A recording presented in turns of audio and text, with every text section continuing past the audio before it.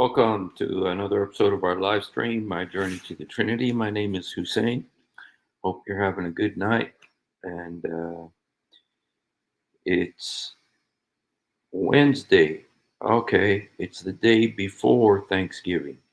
So, so I'm a little bit disoriented because it feels like Friday night, and I know I don't have to go to work tomorrow. So it feels like tomorrow's Saturday. So anyway, so forgive me if I'm disoriented during this live stream.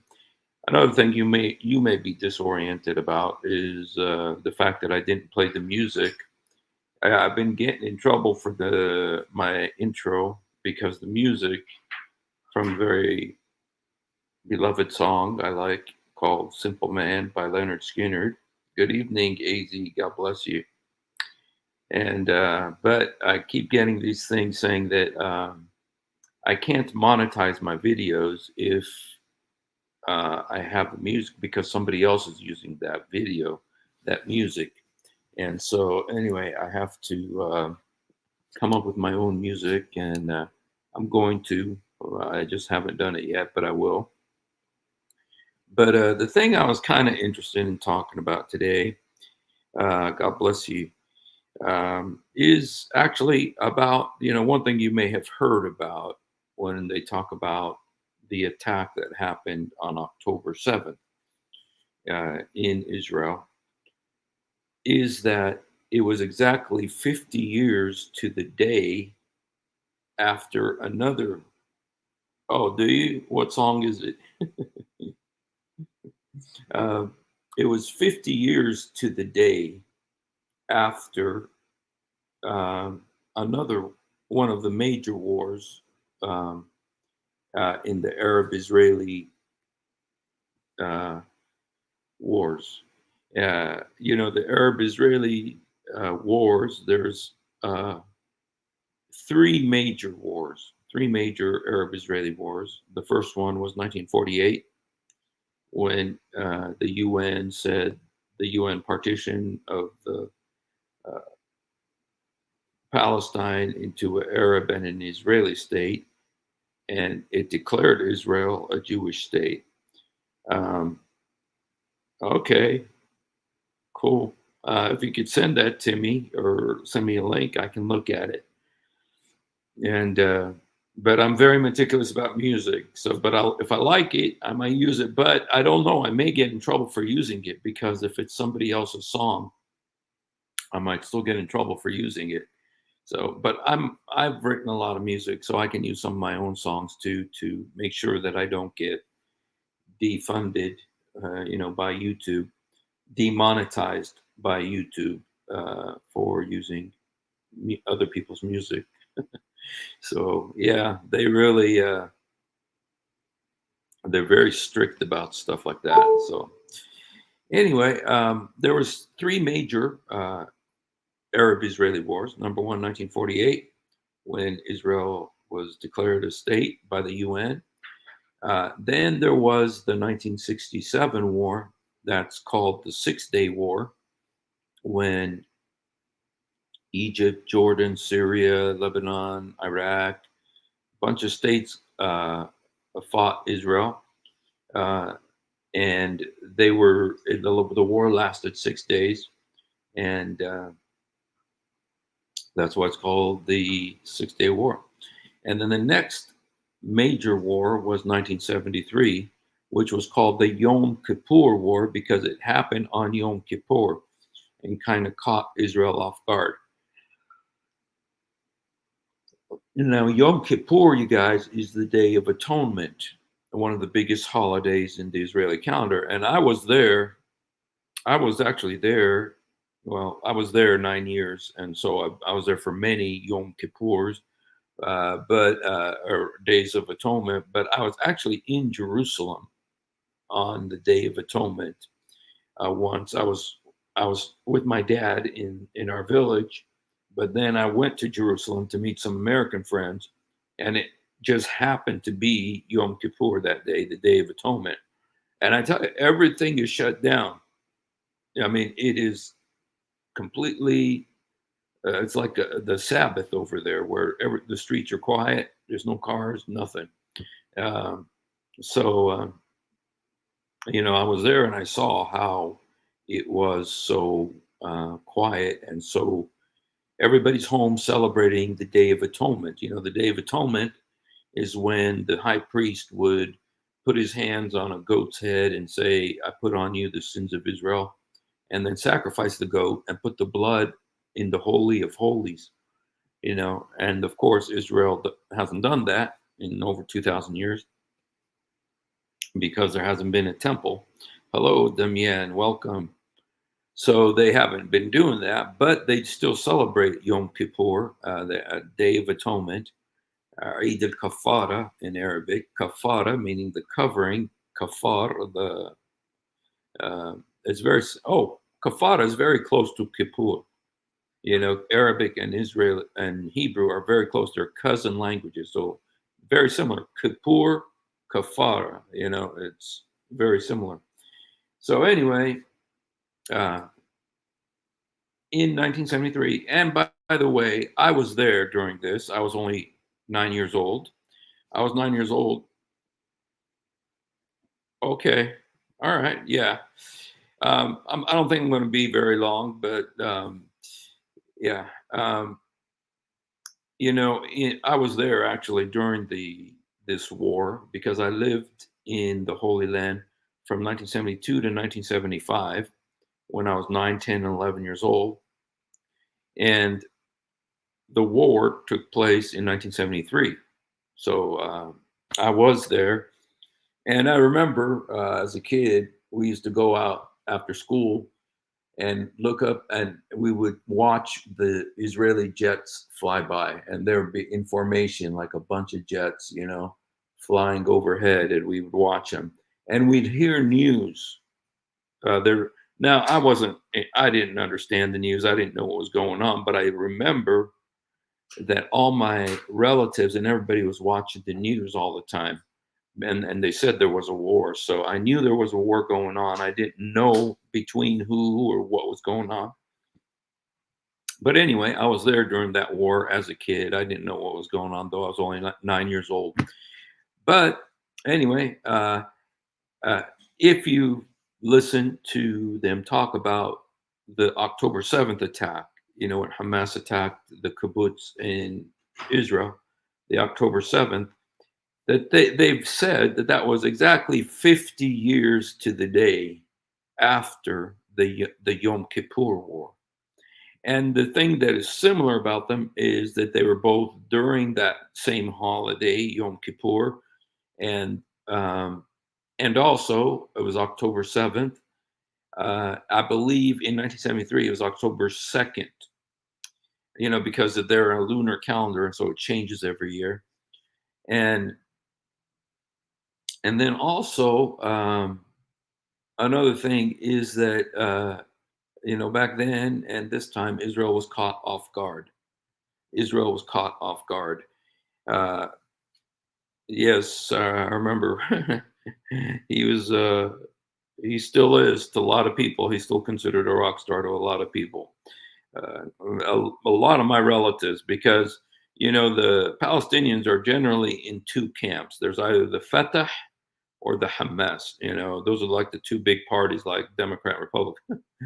But my family is all Fatah, and so they all and Fatah is Yasser Arafat's party, so they're very uh, Yasser Arafat friendly. So no, oh, somebody brought this up. Steve has a new sponsor, ketchup. I actually do want to do something along these lines. Who knows why I have a bottle of ketchup up here? Who knows why there's a bottle of ketchup here? I'm going to wait until somebody says something, gives me the right answer to, then I'll tell you about why I have the bottle. Then I'm going to tell you something about that situation. Ketchup has a natural mellowing agent. Yes. What else? But why do I have it up here? It does have natural mellowing agents. That's the truth. My dad loved ketchup, by the way. He was 86. He had had a stroke and everything, but he loved ketchup on everything. And even on Kentucky Fried Chicken. My dad even put ketchup on Kentucky Fried Chicken, you guys. Okay, ketchup boy Farouk. Okay, somebody said it, so now we can progress. I actually want to show you, and I bet you guys have already seen it, but I think to it's important to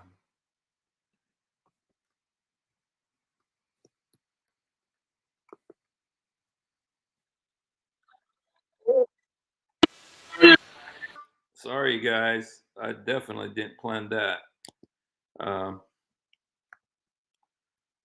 okay,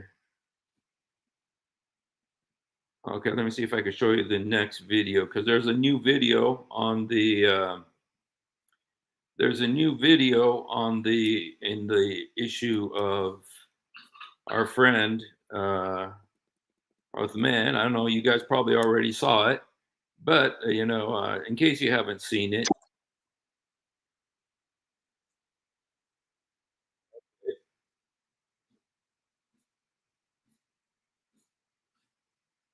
oops, let me see.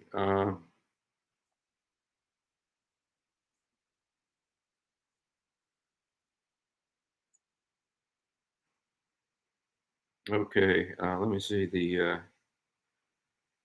Where is the one that I wanted to show you? Um, okay,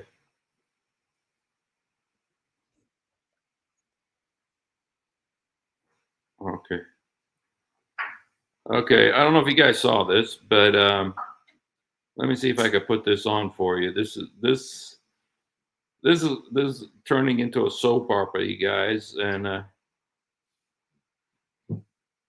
okay, okay.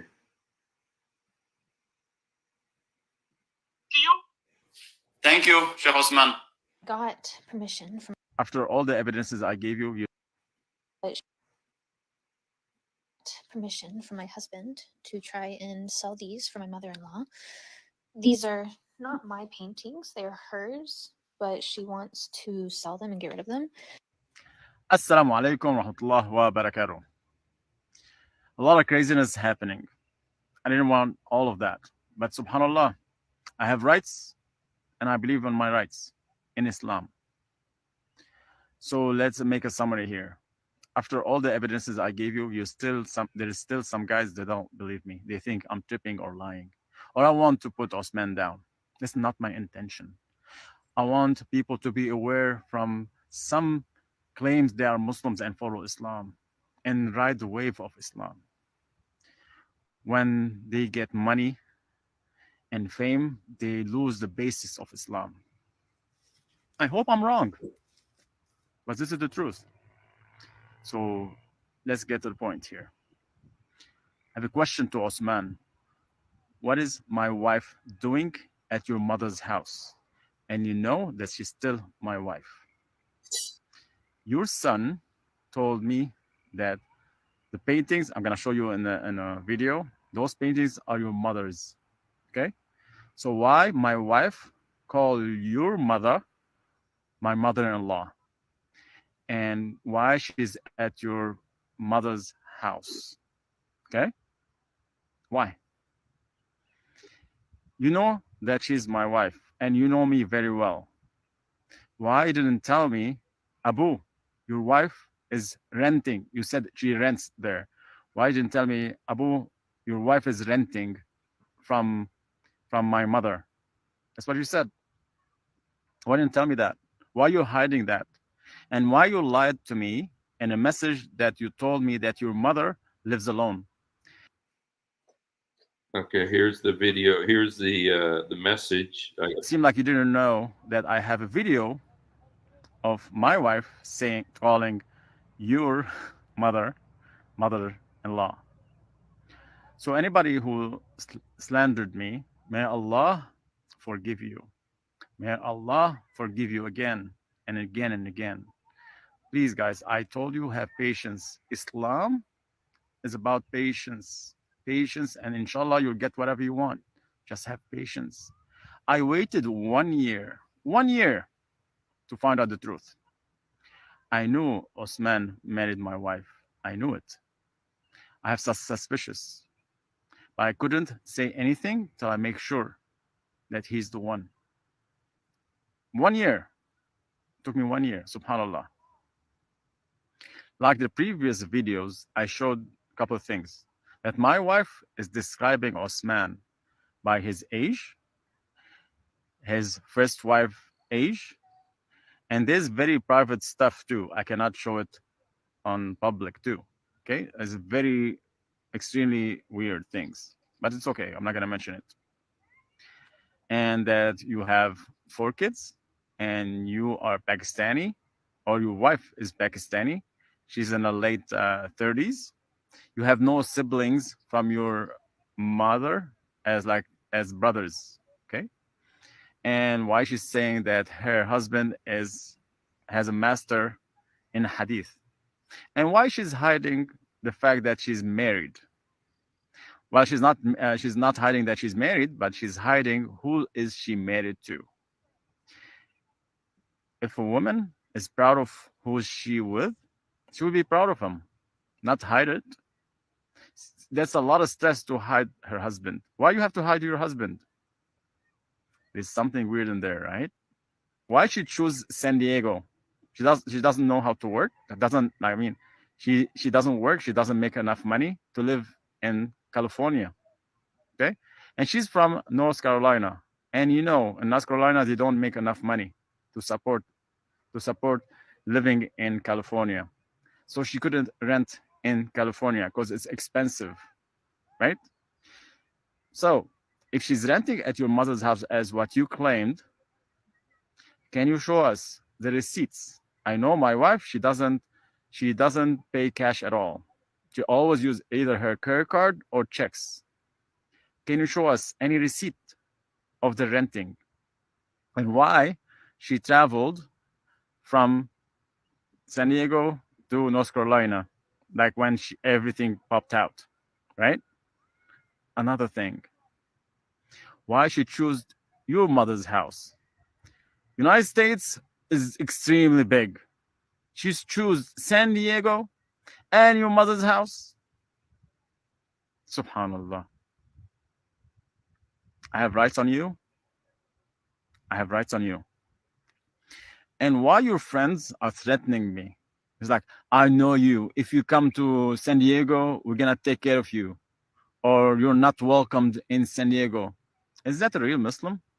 Why are you sending those people on me? You're trying to scare me? I'm a Muslim. I fear nobody but God. And I wish I was wrong about you. I wish, wallahi, I wish I was wrong about you. Ya Allah, subhanallah. So again, what is my wife doing in your mother's house? And why she's calling your mother my mother-in-law?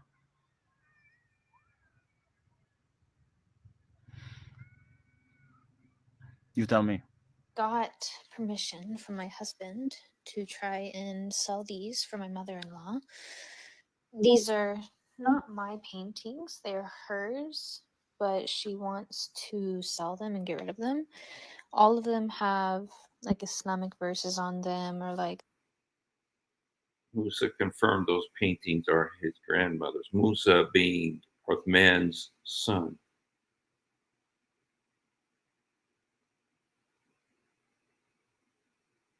If somebody goes to your mother's house, does that mean they're married to you? If somebody goes to your mother's house, does that mean they're married to you? Thank you, Sheikh Osman. got permission from my husband to try and sell these for my mother-in-law. These are not my paintings. Okay. One thing that's interesting, guys, and maybe you saw this, but there's There's some people who are really concerned about the situation. You see the comments over here. I panged Leo says, "Dang." He didn't say dang. He said, "Damn." I hope from Allah that issue will be solved peacefully. I feel you, brother. Let's be patient until he gives an answer. And supposedly Abu Adnan said, I hope so, too. Then there's another guy who says, couldn't there be a better approach to this, Akhi? The big anti-Islam Christian YouTubers are eating this story up and having a field day with it. So I guess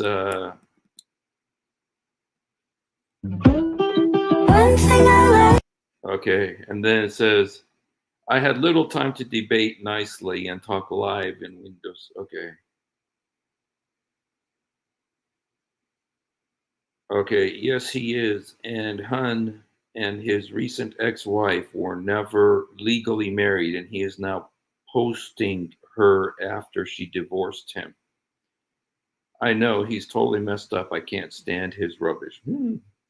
Muslim traveler. So whatever, you guys. So anyway, that's the last chapter in that saga. And so and the wife of his son, and this guy is surprised. Yeah. And you know, this poor guy, he keeps saying that he's a Muslim and this isn't Islamic and it's un-Islamic and everything. You know, apparently he didn't see what Muhammad did with his daughter-in-law, and that whole situation. And but anyway, anyway, I guess we just keep watching. I kind of now, you see, now the one thing that we learned today that I didn't know before, because yesterday when they were talking, I kind of thought this all happened recently, because it sounded like in 2 days, that she disappeared for 2 days, and then Uthman told him. I mean, he gave Uthman her phone number. Uthman called her, and then 2 days later, she didn't want to talk to her husband anymore. She didn't want to talk to her husband anymore. So I thought that this happened recently. And then if you listen more, it sounded like it was a month ago, and it'd been a month after that he talked to Uthman or something. Uthman told them, stay away from her. She doesn't want nothing to do with you. So I thought that was a month, but now it's been a year. And so he's been investigating this, which means I wonder if he's got more videos. He's just going to keep dropping these videos with more evidence and more evidence. And you guys, it's a good idea to not go to Balboa Park and put up a big lie about Jesus, that Jesus is a Muslim. That's what Uthman does. And tell you what, you shall not take the name of the Lord your God in vain. So, yeah, very amazing stuff. So let's see what it says. Yeah, let's keep our laundry out of the public. The kuffar are watching. There is Islam we show the world, then the real Islam we practice behind closed door. Yeah. Yeah, so yeah, the Dawah drama. I tell you what, man, as the world turns and as the ketchup bottle turns, I don't know what to say about this. Oh, we should do a country song backwards. You get your wife back, Kamil or Carmel. I heard that joke before, by the way, because I'm a big music fan. But yeah, when you play country music backwards, the truck comes back, the dog comes back. So I'm going to be. Yeah, it's this thing stinks in so many ways, and it just all coming out, it's all coming out, and I think about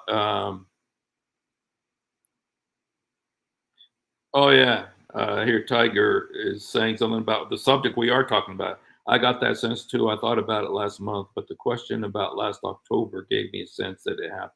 Oh, okay, okay, yeah. So yeah, so it's like we learned something new today about that situation. So anyway, we'll just watch and see what happens with this. So, and in the end, I hope this guy will finally come to realize, one thing he keeps saying, he's saying over and over and over again is this is not Islamic, this is not Islamic. I hope he will go and research the life of Muhammad and see that it's very Islamic. It's very Islamic. And, Muhammad did this to his wife and to his son, his adopted son, Zayd. And, um,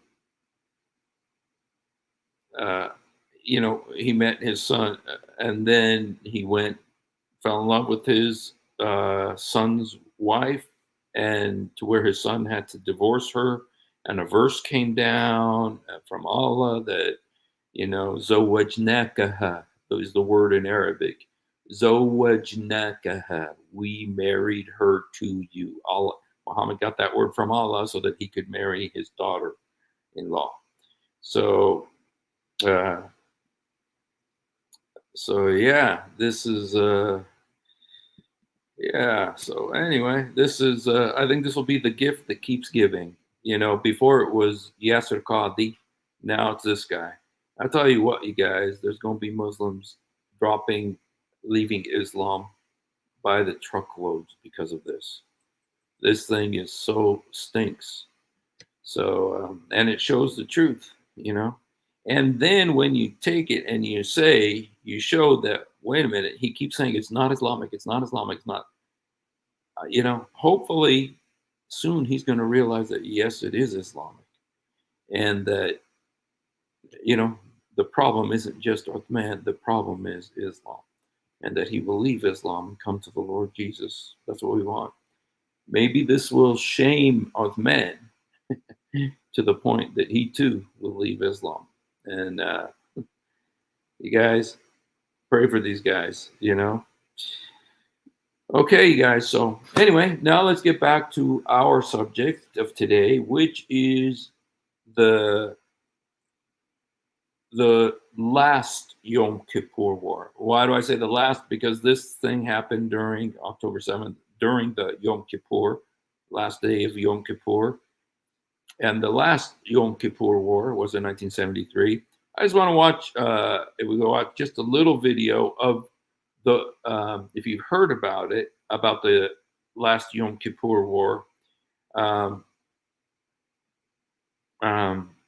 The prime minister of Israel at that time, her name was Golda Meir, very famous, very super highly respected. I think she's the only woman prime minister that Israel has had. And she was prime minister. And then she resigned after the Yom Kippur War, kind of in disgrace because they was caught off guard, which some people are saying that Netanyahu should resign in disgrace because of what happened on his watch, with what happened. So, yeah, it was 1973. I was 9 years old, and I was there. I was there when like I said, I was actually there during this war. And I remember seeing the planes flying and hearing on the radio about a war, because all my relatives were always stuck to the radio listening and to find out about this war. So anyway, here is a little interview with the then Prime Minister, Golda Meir is her name. So. And CBS News correspondent Tom Fenton. Face the Nation is produced by CBS News, which is solely responsible for the selection of today's guest and panel.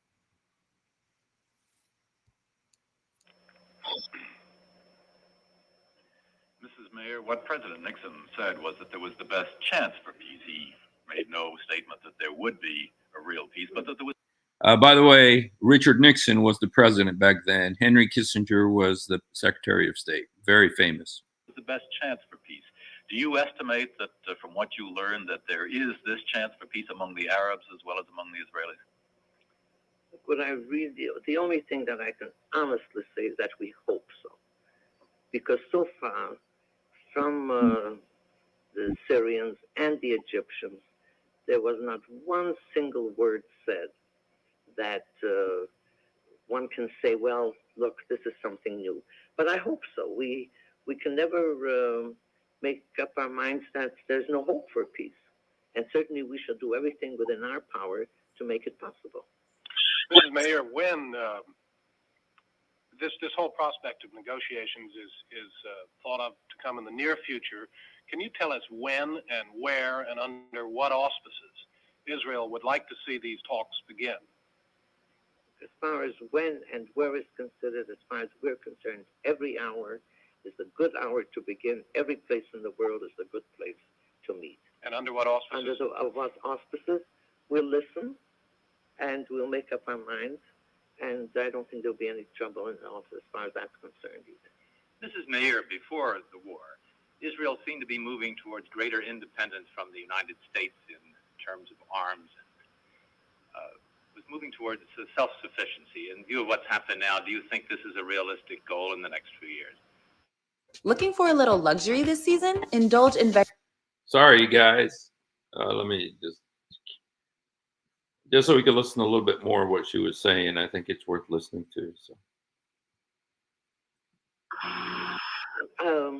I don't think this is exactly true. It's true that we have been becoming more and more self-sufficient in arms, but it wouldn't be true. We say that we were self-sufficient, and we got a lot of help from the United States in allowing us to buy arms from the United States even before. But now I think we will have to do two things. We will have to produce more on our own and probably ask our friends to sell us more even in the future, as long as there isn't a realistic hope for peace. Because I don't know whether it was necessary for additional proof to the world what our situation is. Supposing that we did not have the arms that we had, supposing that our men were not as they are, what would have happened to us? As you possibly move into negotiations, are you concerned about this great dependency on the United States?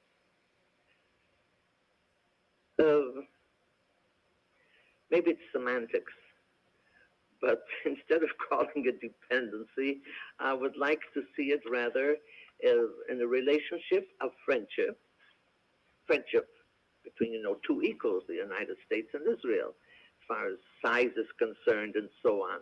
But seriously speaking, I would like to see it as a question as a matter of friendship and the understanding of the largest power in the world, that a small nation, no matter how small, should not be at the mercy of anybody that wants to bully it. Mrs. Mayor, And I think it's as important for the United States as it is for Israel.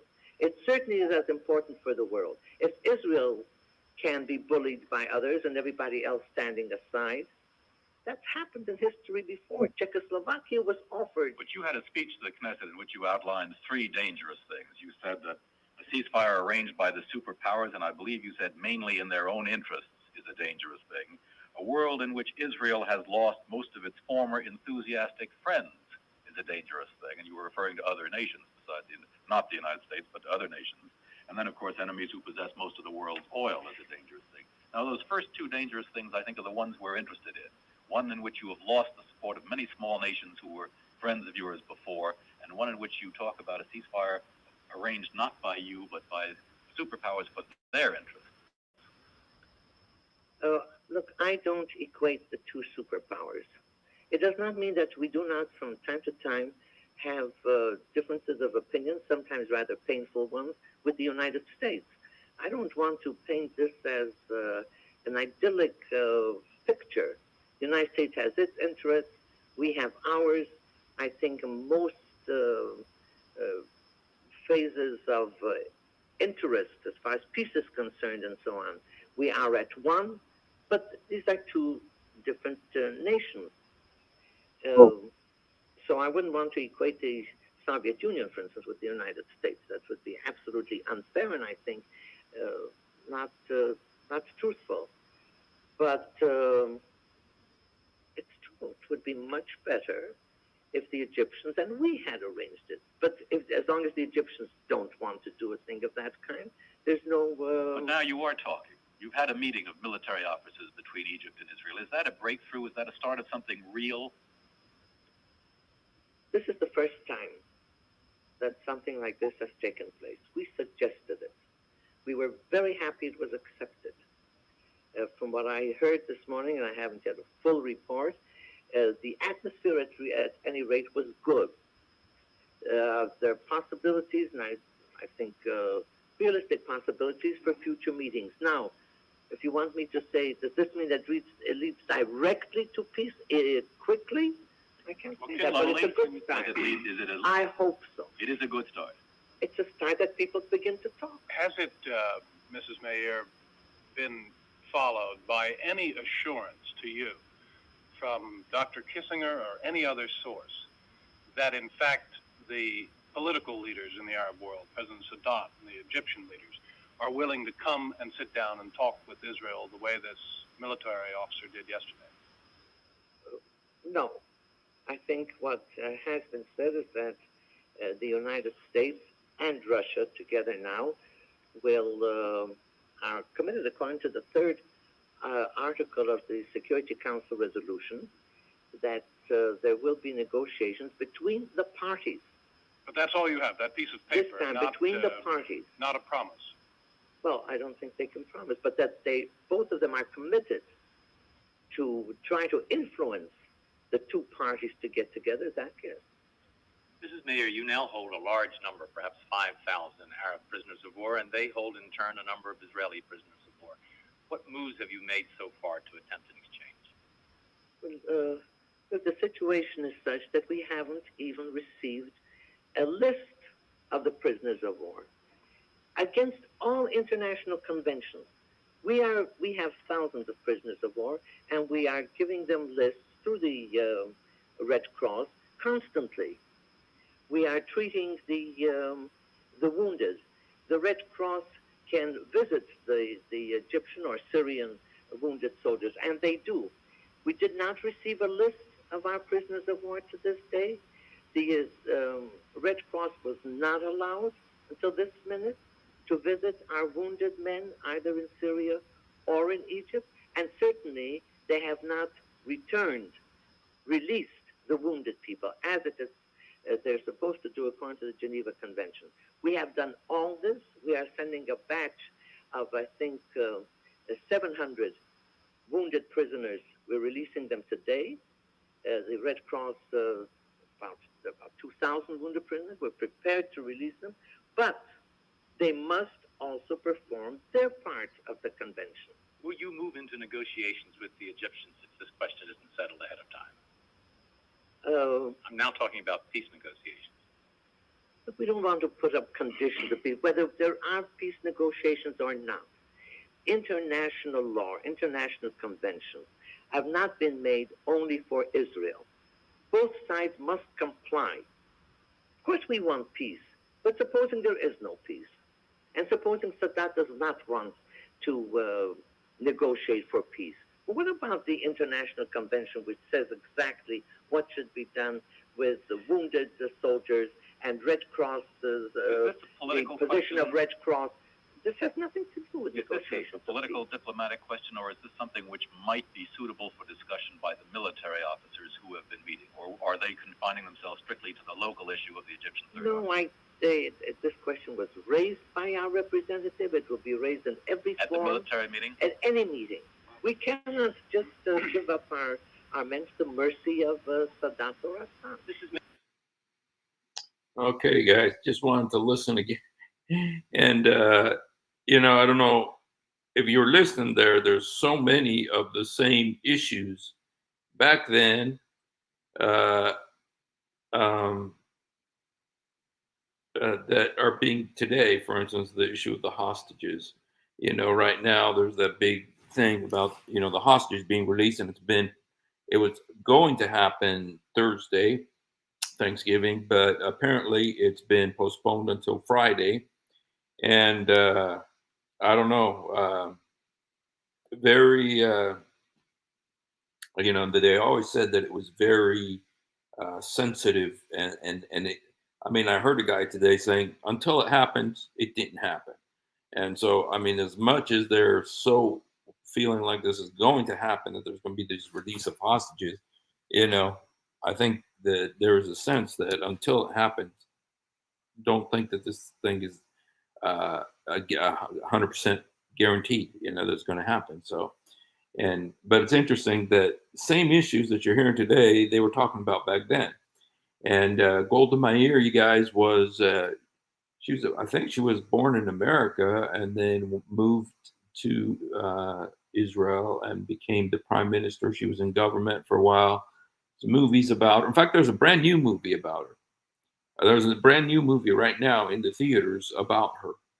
And there was a famous play about her. It was called Golda's Balcony. It's called Golda's Balcony. And you see, because at this point in Israel's history, they had acquired nuclear weapons. So Israel had nuclear weapons in the 1973 war. And they could have ended that war in 5 minutes. They could have ended that war. I can't remember what the movie's called. Is it Golda? Oh, I think it's called Golda. Golda. The name of the movie is Golda. Yeah. So it's brand new. It just came out a few weeks ago. So, but they had nuclear weapons at this time, and there was a great temptation. And this is the subject of the play Golda's Balcony, is that she's wondering, should I do a nuclear test? Because Israel had made this commitment called nuclear ambiguity, which means they will not introduce nuclear weapons to the Middle East. Now, that doesn't mean they don't have them. It doesn't mean they didn't make them. They do have them, and they did make them. They made lots of them, not just nuclear, thermonuclear, and hydrogen, and they got them all, you guys. But they made an agreement with President Nixon that they would not introduce nuclear weapons into the Middle East, meaning that they won't use them. But they did have them, and they had them in 1973 when Israel was attacked, and they really considered doing a nuclear test. If they had done a nuclear test, it would have ended the war in 5 minutes. Okay, but they decided not to use the nuclear weapons. Not to use. I'm not saying they were going to use them against Cairo or Damascus or anything, but just to do a nuclear test to show the Egyptians and Syrians their capabilities. But they decided not to do it. Okay, and so they just fought using conventional weapons, and Israel lost a lot of people in that war. Let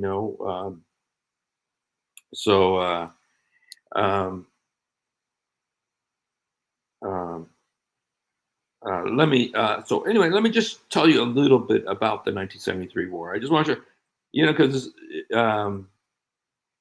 because what's happening right now, it was very similar. It was exactly on the 50th anniversary of this war that the current one was launched, October 7th. So let's just look at a couple things about that war. Okay, number one, this is Golda Meir. And you guys, there's one other thing about Golda Meir. Let me just tell you about, is that during her time, I'm not sure if she was prime minister when it happened, but there was 1972.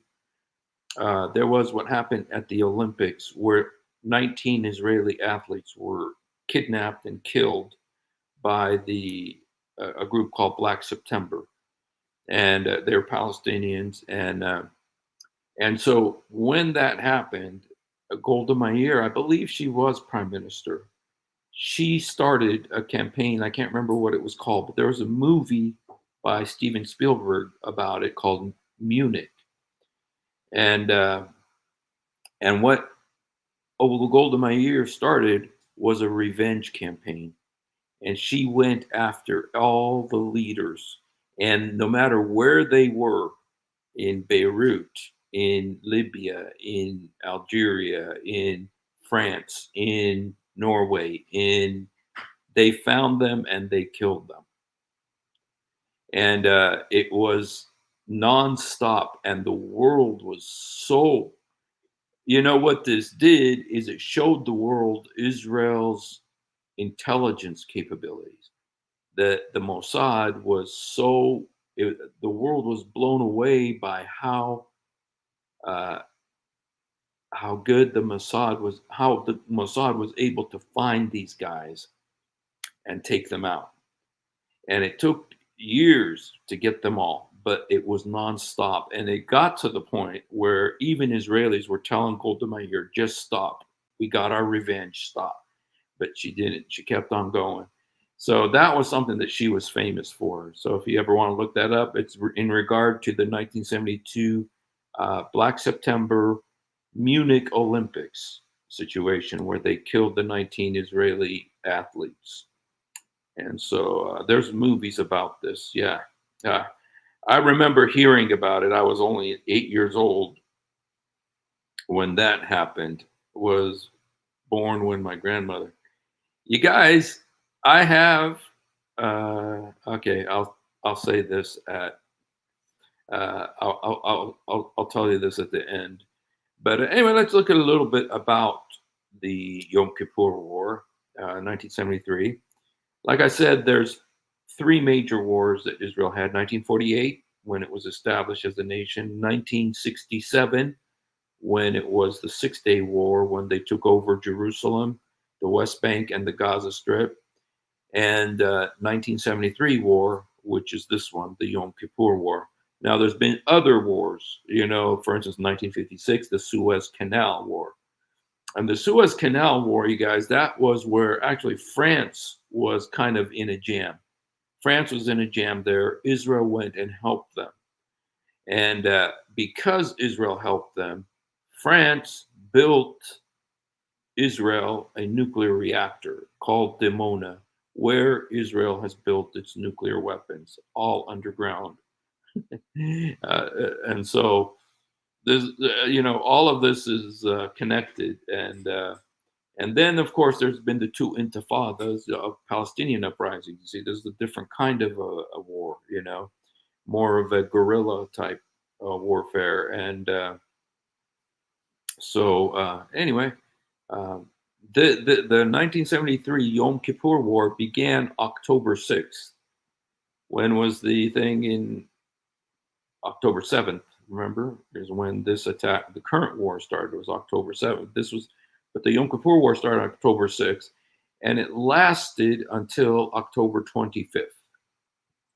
Okay, and so, the majority of combat between the two sides took place in the Sinai Peninsula, which was Egyptian, okay, at that time, and the Golan Heights. Now, the Golan Heights is up north of Israel. Well, now it's a part of Israel towards the Galilee, and it used to be Syrian. It used to be Syrian, but Israel took it over.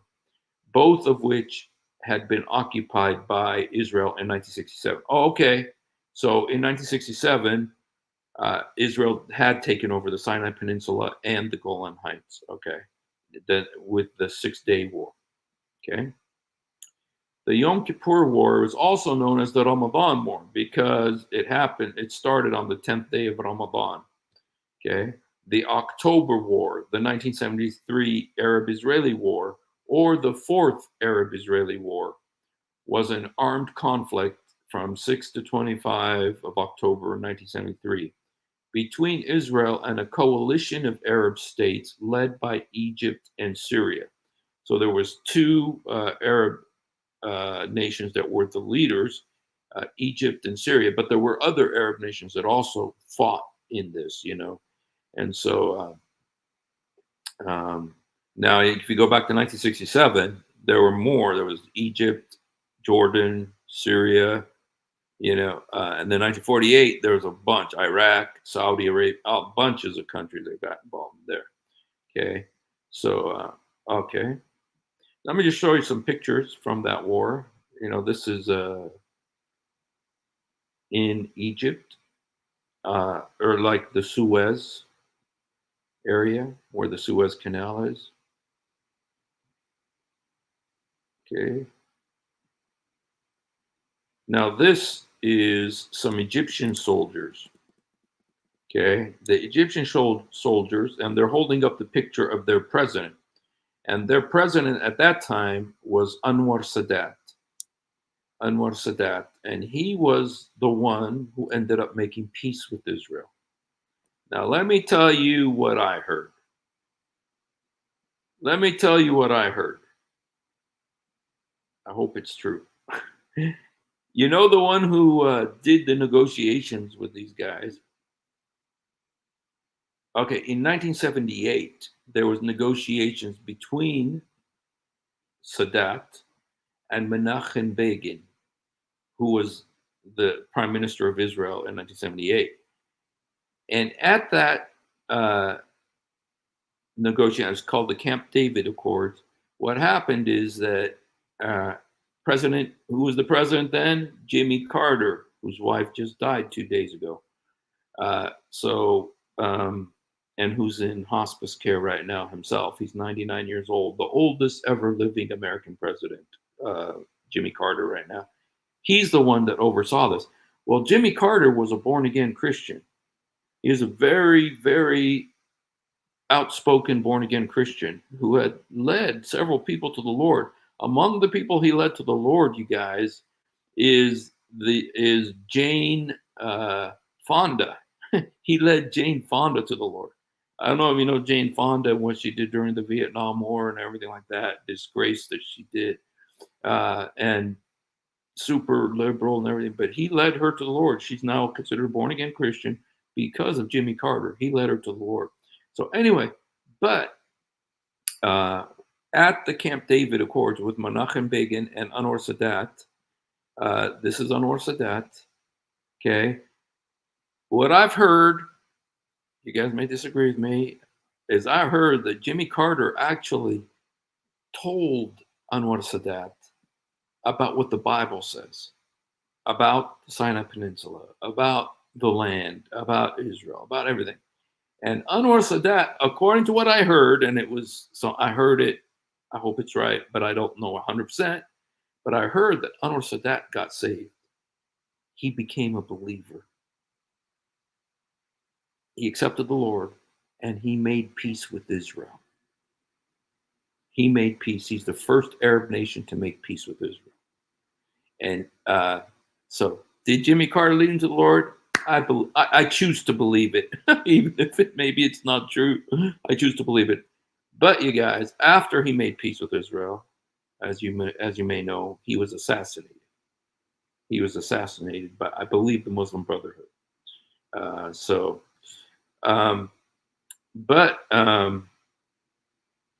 And you guys, let me tell you something else, okay? And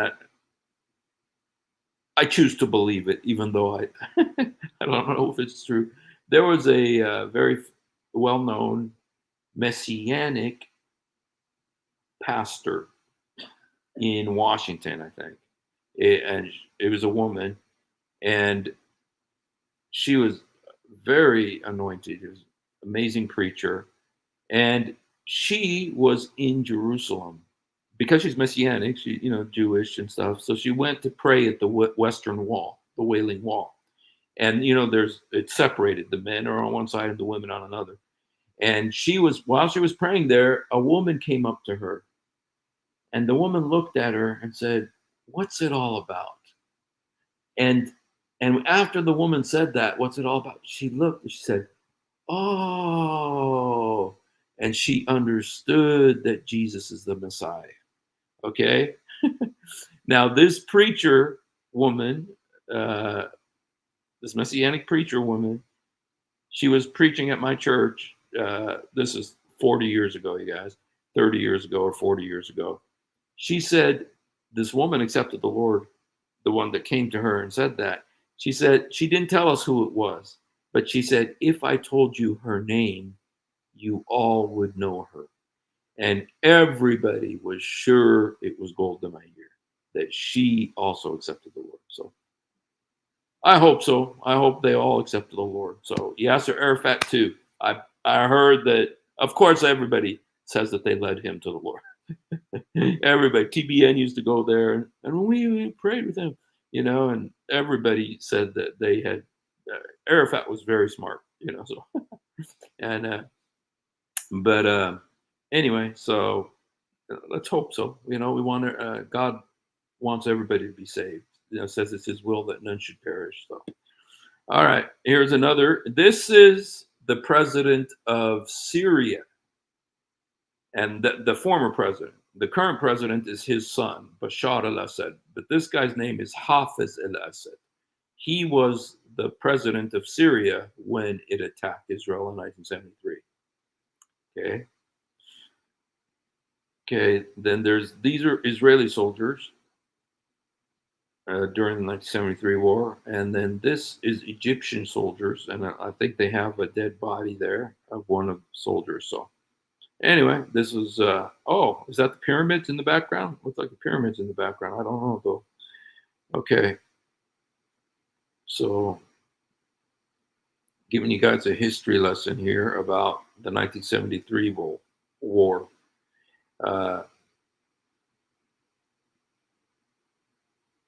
We're good people, but you know what? He screwed up on that, on the hostages situation, and he also messed up. He was, I think, forgive me, I hesitate to say it, but he was really weak on abortion. I think that was a real downfall for him. Okay, even though he was always talking about his faith. He was always involved in church and everything, but I think he was very weak on abortion. So, okay, let's look at this about the history of the 1973 war. It says the war began on 6th of October, 1973, when the Arab coalition jointly launched a surprise attack against Israel on the Jewish holy day of Yom Kippur, which had occurred during the 10th day of the Islamic Ramadan. Following the outbreak of hostilities, both the United States and the then Soviet Union initiated massive resupply efforts to their allies, Israel and the Arab states, respectively, during the war. So the U.S. was given tons of weapons to Israel, and the Soviet Union was given tons of weapons to Syria and Egypt. Okay.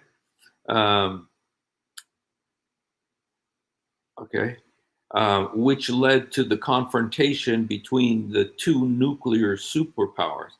At the time, there was always this Cold War. It was called the Cold War between the Soviet Union and the United States. This was a big reason for it, is the Middle East. The U.S. was always supporting Israel, whereas Soviet Union was always supporting the Arab states. Okay. And by the 24th of October, Israelis had improved their position considerably. But think about how long that was between the 6th and the 24th. That's almost 20 days. I mean, that's like 18 days. And completed their encirclement of the Egyptian Third Army and Suez City, bringing them to within 100 kilometers of the Egyptian capital of Cairo. This development led to dangerously heightened tensions between the United States and the Soviet Union, and a second ceasefire was imposed cooperatively on October 25th, 1973, to officially end the war. So what happened is that the Israelis, they ended up fighting back. Okay, there's another one. Let me read this other one, because this other one will kind of give you a little bit of background about that, about the encircling of the Egyptian army. That's a very famous event that happened there. Okay, it says, fighting commenced when Egyptian and Syrian troops crossed their corresponding lines with Israel and entered the Sinai Peninsula, that's from Egypt, and the Golan Heights from Syria.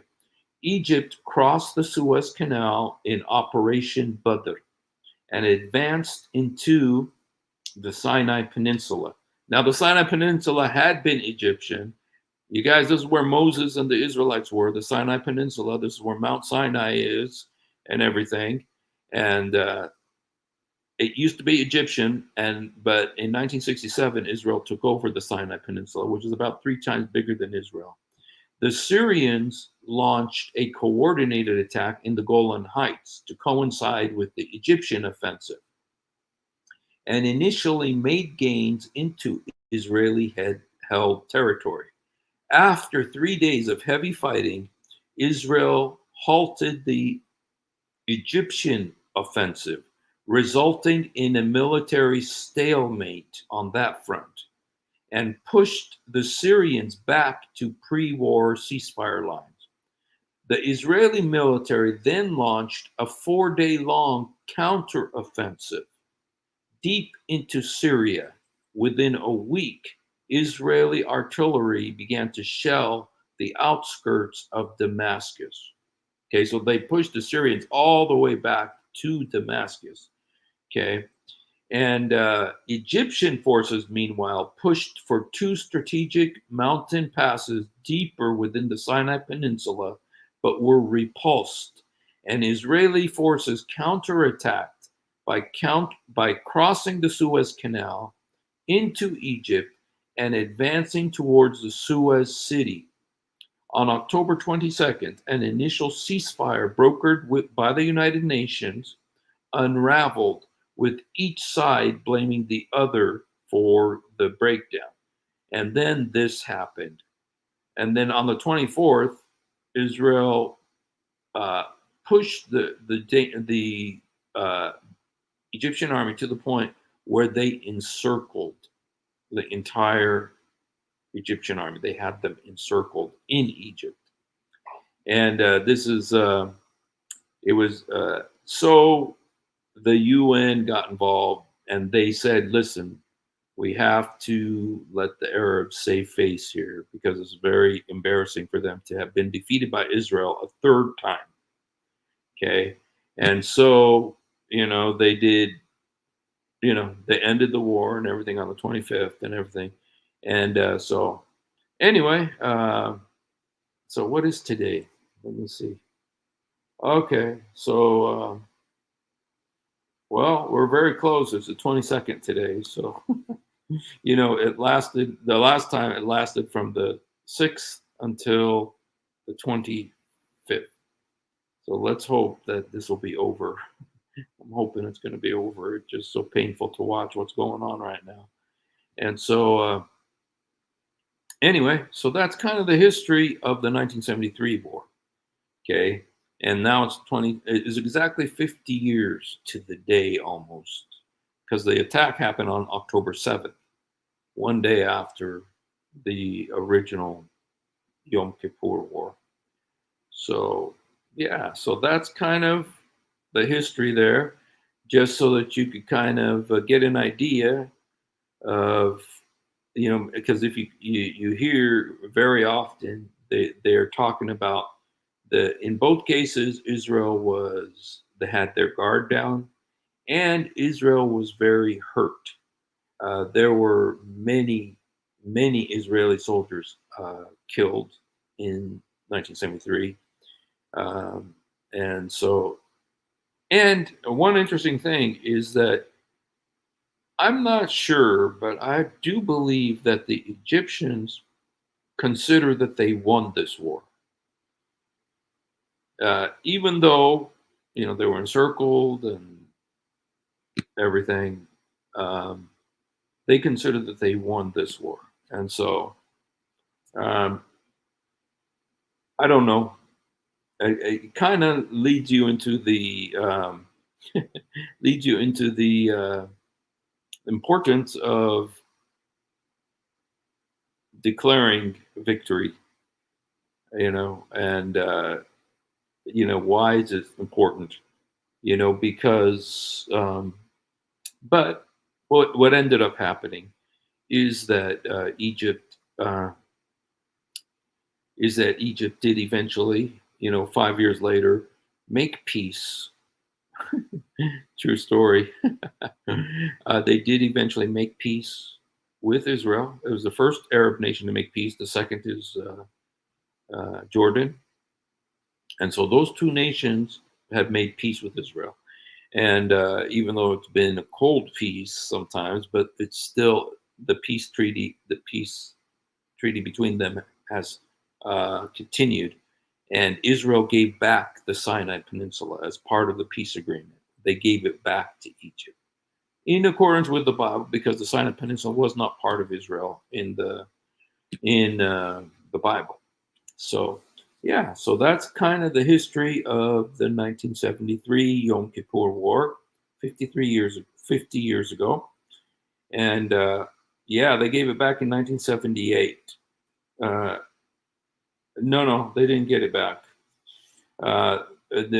Israel gave it back to Egypt, and Egypt now controls the Sinai Peninsula. And I remember, because when I lived in Gaza, I actually went to the Sinai Peninsula several times, because I went to Egypt all the time to renew my visa. And but there's a place called El Arish, which is just south of Gaza. It's in Egypt, and it was such a big deal. It was like, whoa, we get to eat there. And so it was such a big deal because before it was illegal for Gazans to go into the Sinai Peninsula because it had been closed. And it's not the Israelis that closed, it was the Egyptians who closed. I tell you, the Egyptians, they're as harsh with the Gazans as Israel, you know. But, you know, but we went there to eat. And while I'm eating there, I'm thinking, you know what? This is very exciting that I'm here. But this food is exactly like the food in Gaza. It's only like 30 miles away from it. So it's not like you're in a different continent or something. But it felt like that because they hadn't been there for so many years. So all right. Let's just see some of the comments here. Sometimes the debates on YouTube, some people like to say my group annihilated and the opposing group, but you think to yourself, did we listen to the same debate? I know it. It's like, he annihilated, destroyed David Wood, you know, and you know, like some of those, and then you listen to it and you go, no, David Wood destroyed you, and no matter what you say, they're going to say they won. And one thing that you learn about debating with Muslims is what matters is who has the louder voice. What you say doesn't matter. What matters is if you got the louder voice. And so that's not always the case, you know. I really like the way God Logic does it. He just talks real smooth and with a calm voice, keeps it from getting, you know, loud and explosive and stuff. With me, I lose my head every time. I always get mad and start yelling. But uh, you know, God Logic is just smooth and talks, and it just does these amazing debates with Muslims. And so, you know, that, but then you got also Christian Prince, where it does get really loud and it's amazing. You know, he says some amazing things. So, you know, both ways, depends what your gift is. So, yeah. So, yeah. I see. Othman Ibn Footnote was here. He left his instant victim ketchup. Yes, because of the ongoing soap opera drama of Othman, I have chosen to use the ketchup bottle logo until this particular chapter of human history is over. And so, yeah. At the beginning of this episode, I asked, who can tell me why I'm having a ketchup bottle here? Yeah, people seriously believe me, hijab and eyelid. Please. You know, they're going to say it no matter what. And to this day, something, you know, you're talking to somebody and they'll say, and I think you guys know what the issue is. It says, you know, Allah prays, you know, that Allah and the angels pray for, you know, the word in Arabic is a little bit strange. It's ala. It's the word ala. Allah malaikatu yusallun ala nabi. It says Allah and his angels pray upon Muhammad. And that doesn't really make sense. Does that mean you're praying to Muhammad? Are they praying for Muhammad? Are they praying upon? Whatever that means. What does that mean? that they prayed upon. And so with David Wood, what Muhammad Hijab did is he made a big deal about that word upon. It doesn't mean he prayed upon, it means he prayed for, or he prayed to. It doesn't mean he prayed to, it means he prayed upon. And he got all this applause, but that's not the issue. The issue isn't Allah praying at all. The issue is Allah praying. Who's he praying to? That's the issue. But, he, with his loud voice, and he was able to make it look like the issue was that word upon, ala. And so, yeah, so it's funny. I'm trying to get Rabbi Shmuley to get his soldier sons take up hijab on it. You know what, though? I don't know if it's that the guy that was on Pierce Morgan, because he was talking about how great Islam is, how peaceful, and how that what Hamas did misrepresents Islam. I mean, it's completely what Muhammad did. Everything they did, Muhammad did. He says Allah prayed to Muhammad. Yeah, what'd he do with that? How to debate. He never wins one.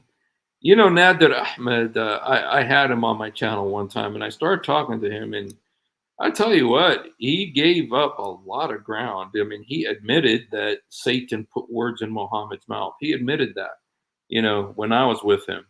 He goes, it was like Muhammad said, it's like he didn't intend to have Satan put words in his mouth, but after Satan did it, Muhammad said, oh, that was Satan who put words in my mouth. That means that he admitted that Satan put words in Muhammad's mouth. He blatantly admitted it. And, I was using that argument to show him that Muhammad couldn't have been the prophet from Deuteronomy 18, because in Deuteronomy 18, God says, I will put my words in his mouth. But with Muhammad, it very clearly says that Satan put words in his mouth. It very clearly says that about the story of the satanic verses. It says Satan put words in Muhammad's mouth. Okay, now literally it says that. Whereas the Bible says the prophet who was like Moses, that God says, I will put my words in his mouth. So, and Nader Ahmed, he admitted it. He says, yeah, but, Muhammad didn't do it on purpose. He just it happened. And then he goes, oh, really? It was Satan that put words on my You can go watch it. It's on one of my old episodes. Yeah, so. Yeah. So anyway, you guys, so I just kind of wanted to do that little short one. I know that there's other live streams you guys might want to go watch. And so Allah praise. Well, you know what? 3 times in the Quran it says Allah praise. 3 times. One time, it's the most famous one is Allah malaktu yusallun. Allah and his angels pray upon the prophet, and you believers pray upon him too. And then there's the one that says the prayers of Allah are upon the believers. And there's another one that says essentially the same thing, but there's also another thing, you guys, and that is every time a Muslim says Muhammad's name, when they're talking to people, they have to say Sallallahu Alaihi Wasallam. They say Muhammad Sallallahu Alaihi Wasallam.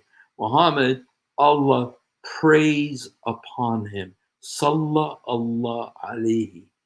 Allah prayed upon him. Every single time. Yeah, it's SAW is the way they shorten it. So, and what does that mean? That means Allah prays. Who does he pray to? The question is, who does Allah pray to? Why does Allah pray? And then they're going to tell you, well, Jesus was praying on the cross. Who was Jesus praying to? It says, well, he's the Son. He's praying to the Father. Very blatantly, we totally admit that. There's the Father, Son, Holy Spirit. The Father speaks to the Son speaks to the Father, the Holy Spirit speaks to the Father and the Son. We totally admit that. In Hebrews 1:8, the Father speaks to the Son and says, thy throne, O God, is forever and ever. I mean, there the Father's calling the Son God. So we have And then in many times in the scriptures, in John 17, and when Jesus, the Son, is talking to the Father. And there are times where the Holy Spirit is talking to them.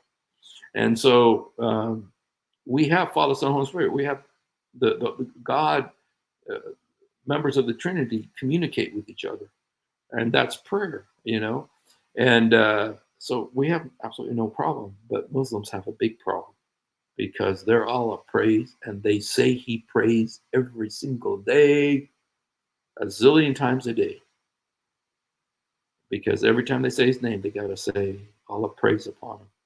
But who's he praying to? He's praying to the angels. He's praying to Muhammad. He's praying to another God.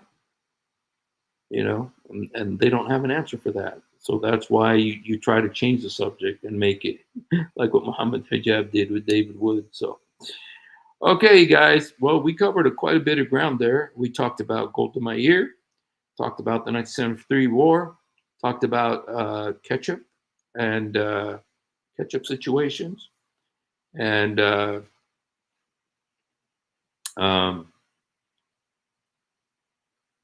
you guys, you know what? I really didn't know about all this Sheikh Uthman stuff. I really didn't know about it until I watched a video that, you know, Sam Shimon did. And really, I really had to play catch up, you know, to get up to where he was. And so, you guys, the reason I said that is because I said I had to play catch up. Catch up, get it? Catch up. Bad joke. Okay. Even my wife's not laughing at that one. So.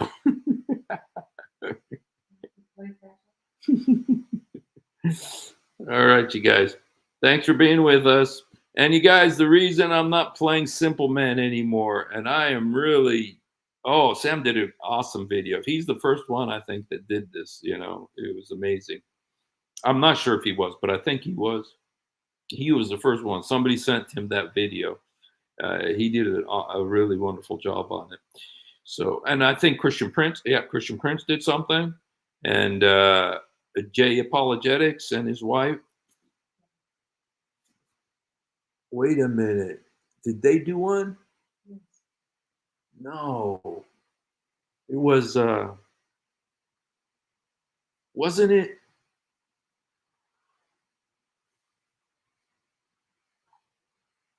Wait a minute. Wasn't it David Wood and Apostate Prophet?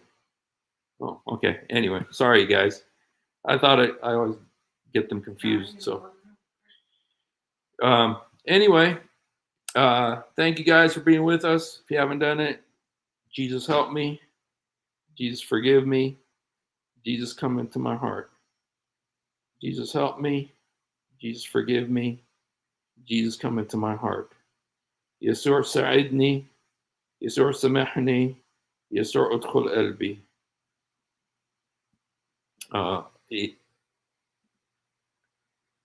Okay, yeah. If the woman wants to come back to the first husband, have to go to another man. You know what, you guys? This situation is so weird. Yeah, it's true. But that only happens if the husband divorces her. He has to divorce her 3 times. And judging by what this guy is saying in his videos, he hasn't divorced her. She's still his wife. And so you're going, this is such a weird situation. And I don't know if the woman can do that too. Can the woman say talak, talak, talak 3 times? You see, I don't know. Yeah, he didn't divorce her. So I don't know if the woman can also divorce. Ketchup has to be.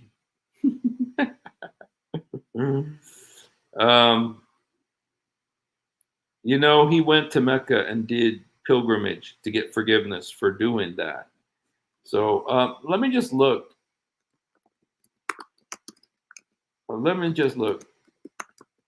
I don't know about this, you guys. Divorce. Can Muslim women divorce? Divorce in Islam. Can a Muslim? Okay. Okay, let's look at what it says here, you guys. Just because I don't know, we can learn together. I don't have to work tomorrow, so I'm not in a hurry to go to bed. So if you guys want to stick around, Marion is saying no, they can't. Let's just look at what it says here. This is Islam Q&A. See if they let's see if they have any answers on this. What they say: woman's right to a divorce. Islam Q&A. You know what? I'm gonna need glasses. Let me go get my glasses, you guys. Oh, it's right here. I wear my wife's glasses. Okay. Question. Why is it that a man can independently, unilaterally divorce his wife, while a woman can only get a divorce with his agreement or through legal intervention? Answer.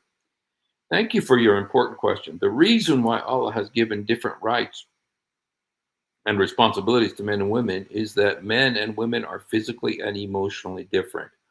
Oh, okay. See, Allah said in the Quran, men are in charge of women because we have given more to some than others. What it really says is because men are superior to women.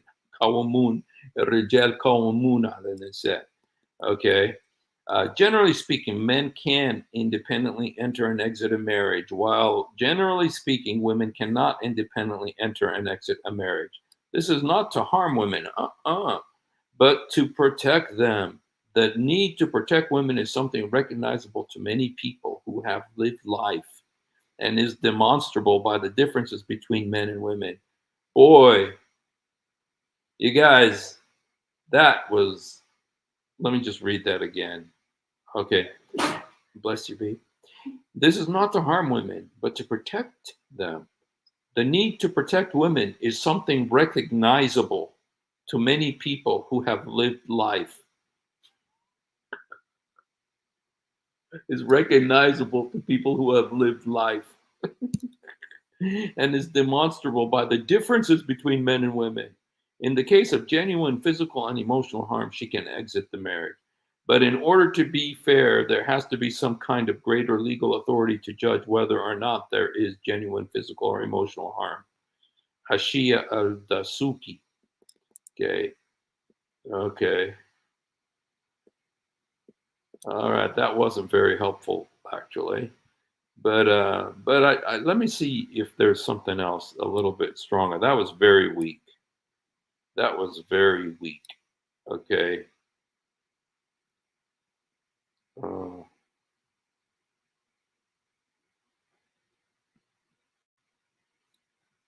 Okay. Let me just see. This is another. Yeah.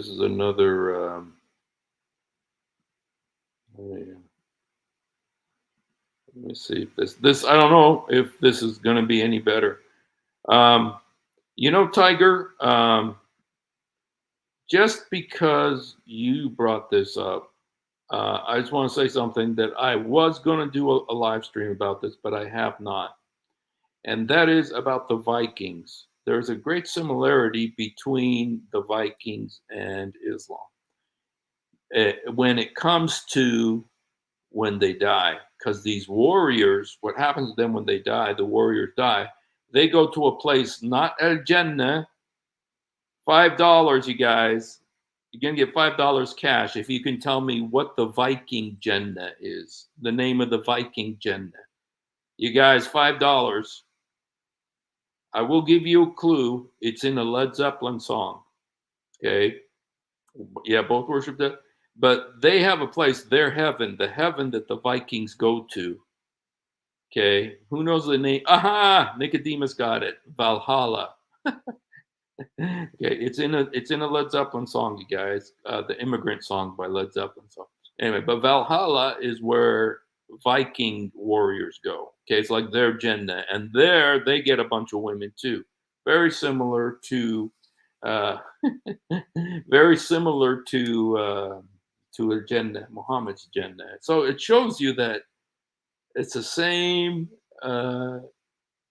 motivations, So anyway, but let's look at what this guy says about, okay. Oh shoot, this is okay. Okay, yeah, that this doesn't say anything here. So yeah, well, I don't think that judging by what happened here, it looks like this woman, you know, can Muslim women initiate divorce? Uh, there are multiple types of legal divorce in Islam. The first is called talaq, and it's when the husband initiates the divorce. The ex-husband must pay child support regardless of custody, and the divorced woman is entitled to financial maintenance until the end of her waiting period, which I think is 3 months. Okay, you, you know, okay, all right, okay. The second time is called tafriq or fasakh, and this is when a judge grants a woman a divorce without the consent of her husband because of physical, social, financial harm he may be inflicting on the wife. Oh, okay. The third type is khul, is when a woman has a right to divorce her husband based on legitimate concern. In a khul, the wife must return the dowry her husband paid her at the commencement of the marriage. Okay. Okay. So there's now I wonder if this guy's wife, former ex, I don't know. It's his wife still. He says it's still his wife. So she's actually married to two men right now, to her husband that's on the video and Arth Men. And so you guys, this I don't know. I don't know, man. This is really weird. So you know what? I would love to play that for you, but I think I'm going to get in trouble. I'm going to get a note from YouTube saying we cannot monetize your video because you're playing this Led Zeppelin song, or else I'd love to play it for you. Or just that part where it says Valhalla, I am coming. Okay, but all right, you guys.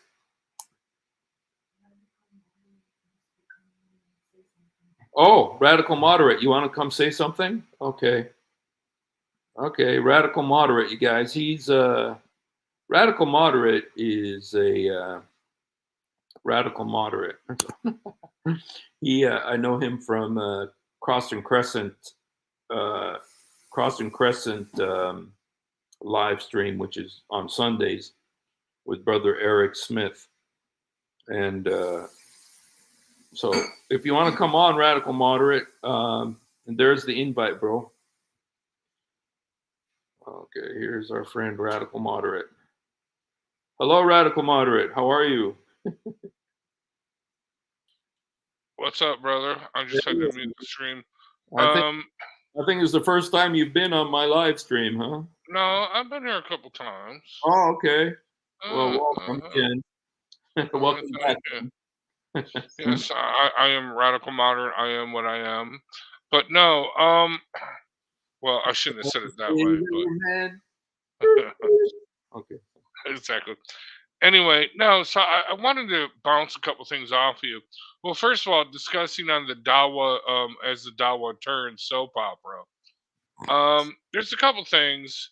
Well, Jay actually, they played a couple more videos that, from what I saw, I mean, I shared with them on Twitter what you had, and they came up with some other stuff. The dude released a couple videos today.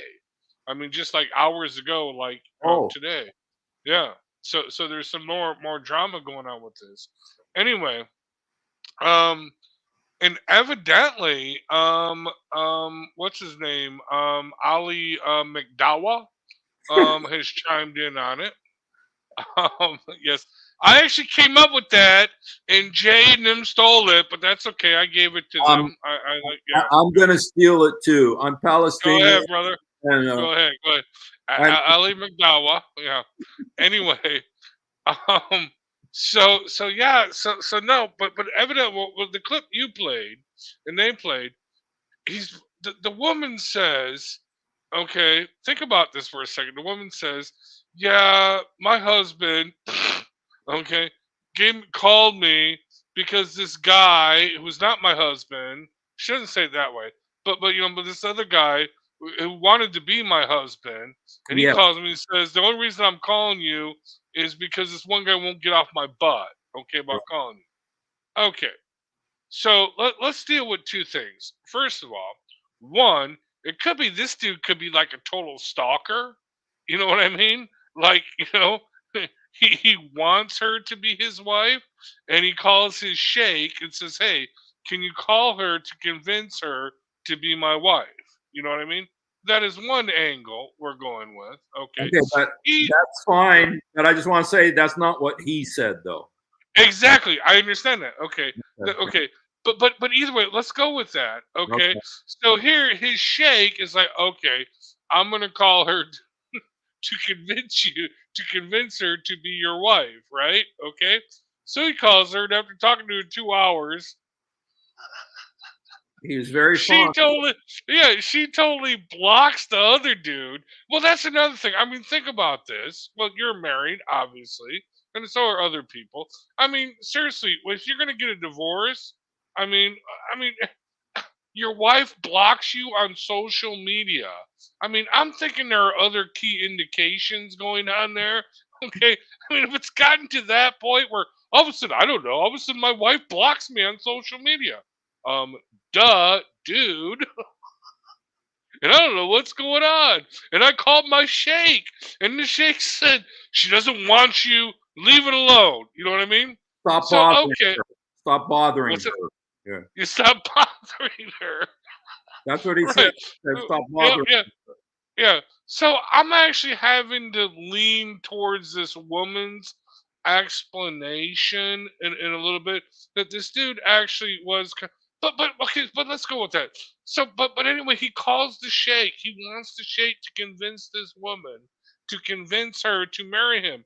And what does the sheikh do? The sheikh is like, I mean, well, let's okay. So I brought this up. Well, anyway, so and I'm not saying this is a Christian worldview because it's not, but let's say this is the worldly worldview. It's bros before hoes. Sheikh Uthman says no, it's hoes before bros, dude. You know what I mean? No, he totally scams this woman.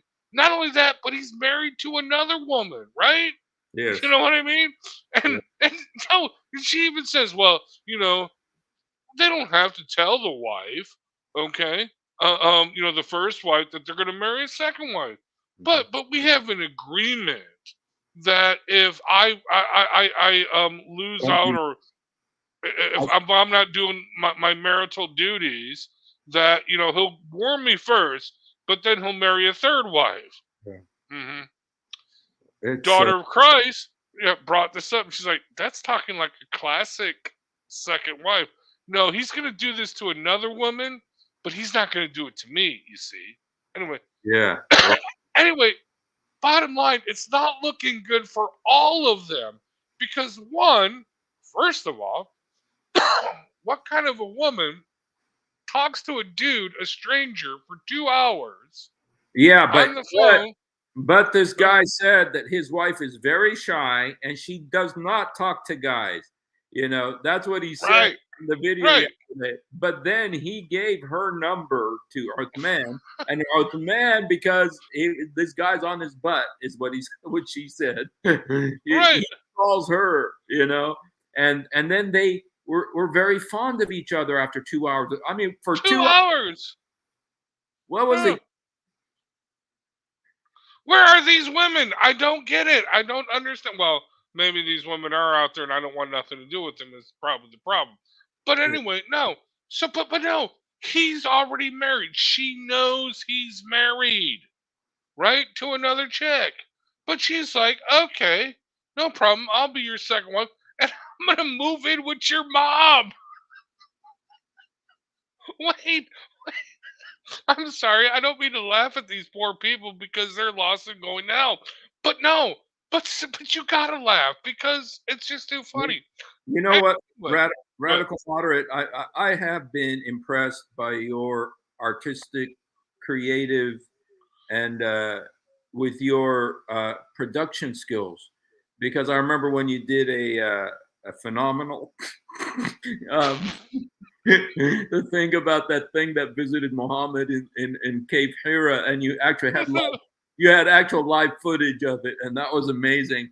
And so I think we are all so confused that we really need a like if you would do for us some kind of a map or something that shows us this happened and then this happened and then this happened and then this happened, and just because we're all in the dark. And there are places when you do this, if you do it, where you're going to have to say, according to her, this is what happened, but according to him, this is what happened, and according to Othman, this is what happened. So we kind of have, oh, okay, that's a great idea, because no, seriously, you got to come up with playing cards or something. I mean, you got to come with, no, seriously, it's very confusing. Oh, but no, wait, here's the best part.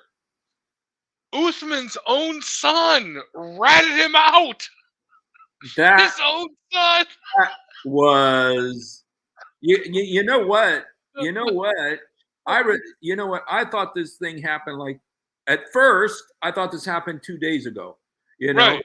and because, they just went to Mecca and did the Hajj and everything. And so I thought that this happened a few days, but then when I listened like yesterday, I thought it happened. Oh, it happened a month ago. But then today, it was clear that it happened a year ago. And then, you know what? And this guy has been investigating.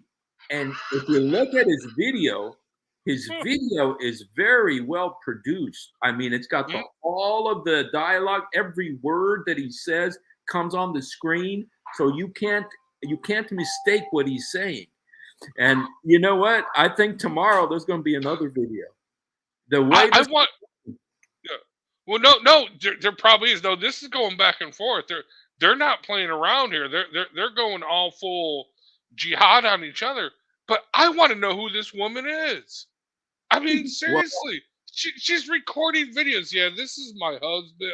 Oh, no, wait, I got permission from my husband to sell my mother-in-law's paintings. Yes. And okay, yeah, but where's he getting this video? She's publishing these videos. She's ratting him out. But the dude's own son rats him. Talk about initiative on the authority. Good, sorry. I wonder how he spoke to Sheikh Uthman's son, to where he said, "Those are my grandmother's pictures." When he said that, I said, "Wow, what is he doing?" I mean, he must have hired an investigator or something, or he's a very good detective to be able to get that information. That's very. Or he's really close with the family. Remember, Uthman introduces them. They're bros. They're friends. And Uthman, somebody was just asking who married this guy to this woman. Uthman is the one who married them to each other, and there's a picture of the day they got married. Wow. Oh, you didn't see that? Well, yeah, there's a picture. No, I didn't see it. Well, that's another question I actually have, because I know, dude, in my complex that I live, there's this one dude. I don't see him anymore. I think he moved out, but he was Muslim. No, when I was working nights at this one job, I don't smoke anymore. But when I did, I would go out at like 3 o'clock in the morning and smoke. And he would have his whole family out, but there would be multiple women and there'd be multiple children out, because they were doing the prayers, right? The 3-4 a.m. prayer. You know what I mean? Right. And they were out running around or whatever in this little parking lot that was across the street. Anyway, but I noticed, dude, the dude had like multiple houses or apartments, so he had multiple wives. Is what was going on here? You know what I mean? Okay, but either way, so I'm wondering, do they actually legally marry in the United States of America? In other words, what I mean is, do they actually get a judge or a clerk? You know what I mean? You were married, right? They stamp it and they say, okay, now you're. You know what I mean? You get the paperwork, right? You know what I mean? It's filed. But you know what? I think that this situation, it could be very damaging for Uthman, even from the legal perspective, because if he is married to this other one, and he's married to his current wife, I mean, that's polygamy. That's illegal in America. Yeah, but yeah, it is. But remember, you live in Californication, so they got polyamorous crap going on. So I'm not It's marriage equality. It's marriage equality. right. Marriage equality, right? Yeah. Yeah. Okay. But anyway, but no, but I'm just wondering, do Muslims actually file the paperwork for any marriage? You know what I mean? To do it legally in the United States of America. That's what I'm wondering. Because I do know, like I'm getting back to this guy, I do know from talking to him and talking to others actually in the neighborhood. So he has the one wife, his main wife, that he lives across the street, and then he put up his other wife with again with the mother, right? And they live in another townhome, but because they got kids, they collect the welfare. You know what I mean? Oh, Okay, yes. Mhm. you know what I'm saying? Okay, but so I'm wondering if they legally do any of this stuff because it's blowing my mind. But either way, getting back to this, this whole thing. I mean, like I said, it's as the Dawa turns, but this Sheikh Ibn faking shaking ketchup and fried chicken, whatever. Um, I'm sorry. I mean, seriously, think about this. This is your friend. This is a dude that's traveled all over the country with you doing dawa. Yeah. He wants to marry this chick, or maybe he is married to the chick. Whatever. Either way, he says, "Hey, help me out. I'm having a problem." And after 2 hours, he done steals her from you and then marries her. Oh, but then he calls up and then he divorces her. He does the talek, talek, talek, whatever, 3 times just to. Oh God, these people are just no. I Yeah. am sorry, but I want to know who this woman is. I seriously want to know who this woman is. And I seriously want to know how she goes. I mean, just out of curiosity, how you go from I talked to a dude for 2 hours on the phone, he's already married to somebody else, and all of a sudden I'm moving across the country and I'm living with his mom and I'm married to him, but he promised me he's not going to divorce me or get another wife, but he's got money. Remember, she said that. He's got enough money. You know what I mean? Well, you know what? Well, maybe his mother needed help, Mm. and around the house and stuff. I'm trying to be positive about this, but I just want to say that there is a hadith where Muhammad said this: if a woman asks her husband for a divorce for no valid reason, the smell of paradise is forbidden for her. Oh And wow! so, somebody should tell her this. This is a Hassan hadith. This is a Hassan Ooh. hadith. So, yeah. Is So, that less than? Is that less than? Well, it's not Sahih. But no, what's the grading of that? so it's Hassan. Hassan is the level right beneath Sahih. Right. So, Okay. Hassan means good, and so Right. Okay. the good hadith. It's not da'if. So, and it's not false. It's not manufactured. It is authentic. I mean, it's not authentic Sahih, but it's Hassan, which means it's very good. So, yeah, someone should tell her this. She's not going to go to heaven or to Jannah, And Wow. yeah, this All is right. so. Yeah, we should just wait. I get a feeling just when I listen to him today, I feel like, you know what? This guy has been preparing to unload these videos, and he's Oh going yeah. in a drip, drip, drip fashion every day. And I don't know if you saw the comments on the side, but there was a guy saying, dude, could you do this another way? Because is there another way you could do this? So this could be resolved peacefully, You And stole my woman. How you know you can't resolve this peacefully? This yeah, dude's on a warpath, dude. He ain't yeah. playing around, dude. I tell No, you what, he's. this is, I think what's his name, Uthman, he puts up this lie. He puts up this lie about Jesus. And No? every single week he puts up this lie about Jesus and deceives multitudes. It says Jesus is a Muslim. And he puts that up there at Balboa Park every week. And you know what? You can't blaspheme like that and expect no. So Well, no, no, that's a good point. I mean, you look at this. I mean, I don't want to bring up what's his name, the Houston mom from Texas, but let's look at him, dude, really quickly. He falsely accused, okay, Eric of all these other things. Said that he was going to dox Eric, said that he was going to show up at Eric's school to get him fired, okay, and then Yes, all of a sudden, we see him come out with videos that show him to being a racist. I don't think he's racist. I just think he's an idiot. yeah, Okay, and now he's on there all this anti-Semitic stuff, calling people swine of the humankind. So, in other words, he's been fired from all his jobs. You know what I mean? oh yeah, Well, yeah. What he also accused me of being a twice convicted pedophile who was in prison at the time, which turned out not to be true. I know, I was shocked.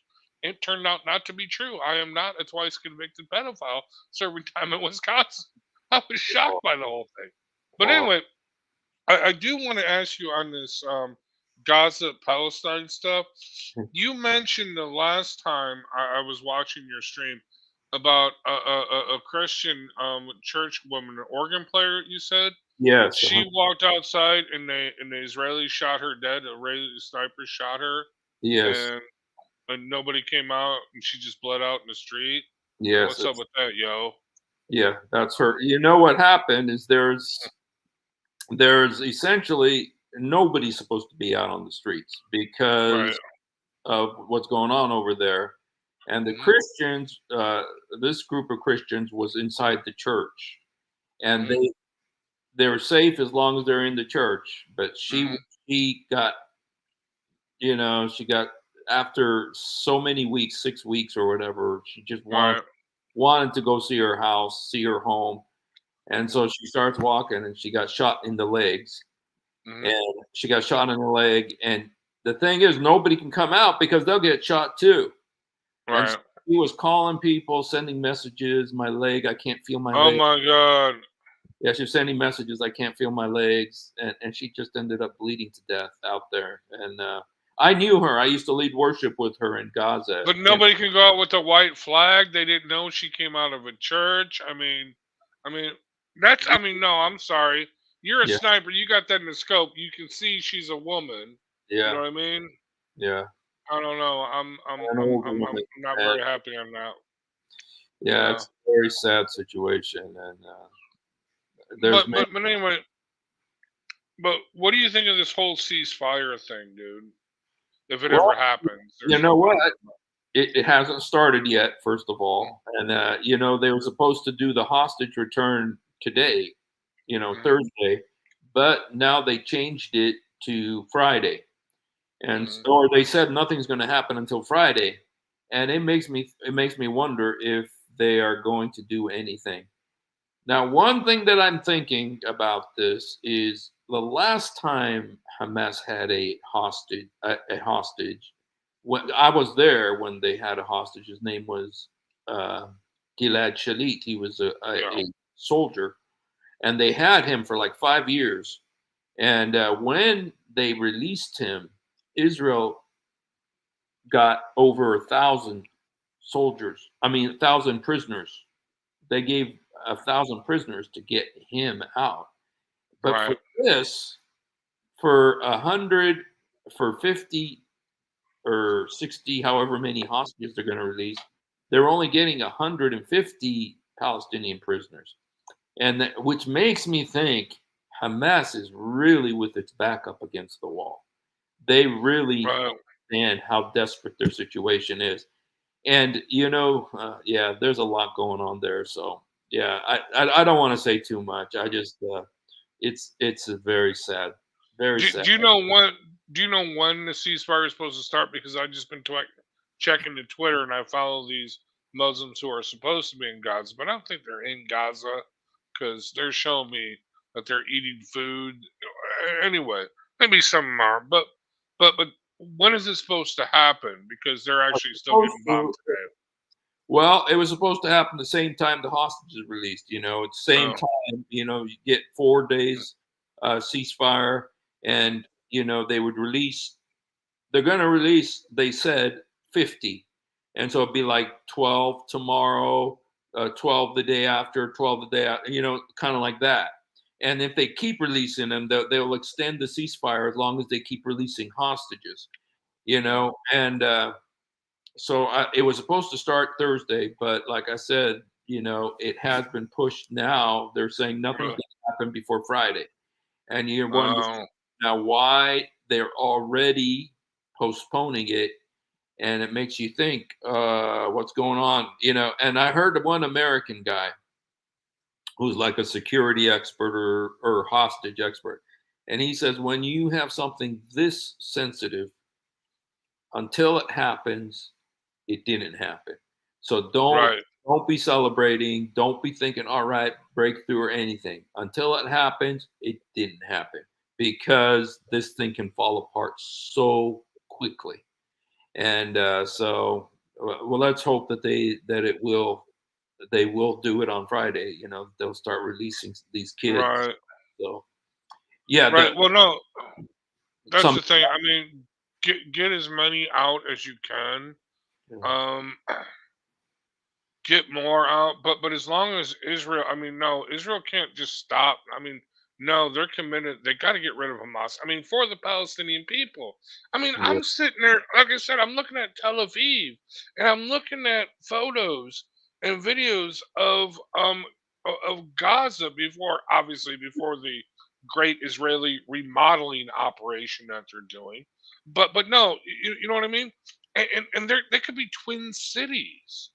You know what I mean? And but they're not. I mean, Hamas has destroyed this area, and I'm sorry. I would love to go and visit the beach of Gaza City because it looks like a great beach. Love to well, stay at a cool hotel. it Huh? is.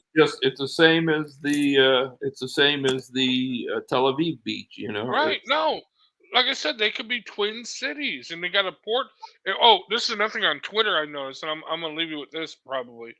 But because I know you want to go to bed, and I got to get up more. I got to cook a turkey and woohoo. gravy and all kinds of stuff, and I'm so unprepared for this.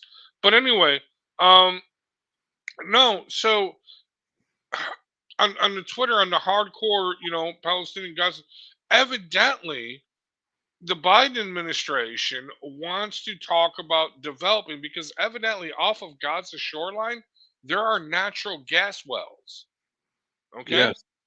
they want to talk about developing these natural gas wells for the Gazanians. But guess what?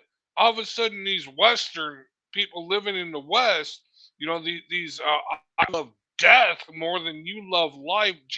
YouTuber jihadis are like, it's all about stealing the resource. See, they're going to steal the resource. I'm like, dude, what is wrong with developing the natural gas wells for the Gazan people? Yeah. You know what I mean? That's money, dude. Well, you know what? I've heard about this before, that Mhm. Israel wanted to make Gaza similar to what they've done in Dubai, which is they actually built out, in Dubai, what they've done is they got these little islands, but they made them, Yeah. where you go Right. out, there's like a pod at the end, and there's actual businesses on these pods, out. And they actually were thinking of doing something like that with Gaza, and to Right. have an economy, you know, and it would be awesome to have something like that. So I hope that this, what? There's a prophecy in the Bible about Gaza, and I shared it the other day when I was with Eric. Right. It says about Gaza will writhe in pain, Gaza will lose her king, but those who remain will belong to our God, and they Amen, will bro. be among the clans of Judah. And so I'm just holding on to that God is going to bless Gaza, and there's going to be blessing there, and it's going to be like you said, like Tel Aviv, Well, a prosperous city where people can live, and amen. yeah. So They got to get rid of that Hamas. They got to get rid of the UN teaching all the hate. I yeah, mean, dude, this is a real crap show. But anyway, let us pray. Let us hope that it gets through it. But anyway, brother, I'm gonna go. Let you go. Turkey Day tomorrow. Happy Thanksgiving. same We to got a you. lot to be grateful for. All right, brother. Thanks for coming All on. right. God bless you, man. Talk to you No later. problem. God bless. All right. Yeah, happy Thanksgiving to to everybody here, happy Thanksgiving, guys. It's almost some of you guys. It's already Thanksgiving where you are. So let's see. On that note, I just heard a Palestinian friend yesterday who was,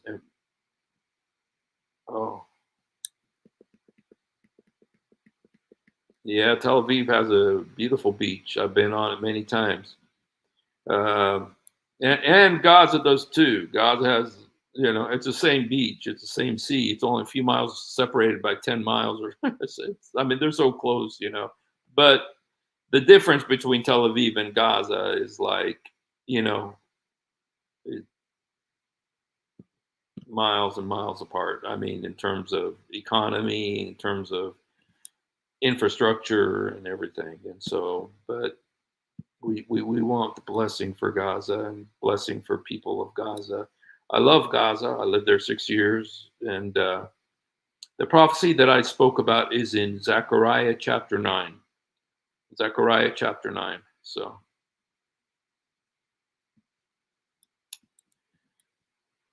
yeah. So, all right, you guys. Well, shoot. Well, we covered a lot of ground there. And by the way, for those of you who haven't seen it, this is my guitar. It was shot by Israelis because they thought I was a terrorist. This happened in Jerusalem, but this picture is in Gaza. It's in a city called Khan Yunis, which is in the south. And Khan Yunis, you guys, is Hamas's real headquarters. And that's, I get an idea that the reason they're doing the hostage release right now is because Israel is going there next. And that's where they are. And so they're trying to keep Israel from Khan Yunis. But that's where I used to live. I lived there 3 years, and so yeah, Gaza is beautiful. Yeah, you know what? Before all the violence and everything, Israelis used to go to Gaza on the weekends. The Israelis loved going to Gaza because they would buy everything like at a tenth of the price that they'd get paid in Israel. And so they'd go to Gaza, buy everything. And the Gazans loved it because they were buying all their products. And the Gazans would go work in Israel. 100,000 of them would go work in Israel and build huge houses back in the Gaza Strip, but then, the so-called peace process came, and there was all the violence that broke out as a result of, I don't know, some people say because I got to be careful because my family's all Arafat lovers, and so, but largely because of his arrival, and so anyway, right now it's not safe. No, they can't go to Gaza now, but they used to, 20 years ago. No, I mean, even before 20, more like 30, 25, 30 years ago. Yeah. I lived in Gaza from 2001 till 2007. I lived there 6 years. So.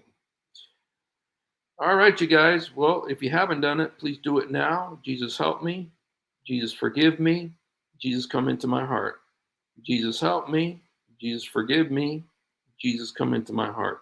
Yasur Sa'idni. By the way, this is a picture of me in Gaza in front of the Bible bookstore. Remember, I didn't have much hair, but what I did have was blacker than it is now.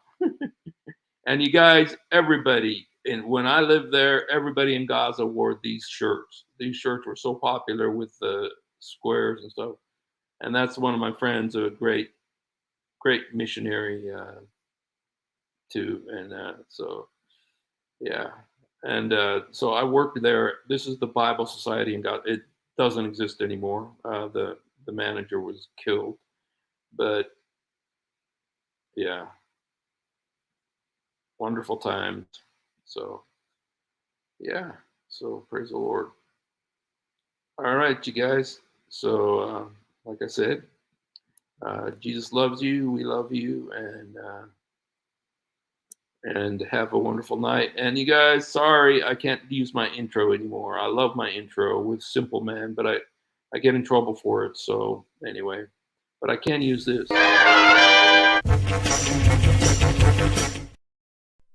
If you have ever wondered why Dawa apologists lie so much, it's because on a rare occasion that they tell the truth, this happens. One of the reasons I accepted Islam was the scientific miracles. I'll be honest with you. And now we know that this whole scientific miracles was absolute nonsense. You're going to have to repeat that. Now we know that the standard narrative has holes in it. That's what I'm going to say.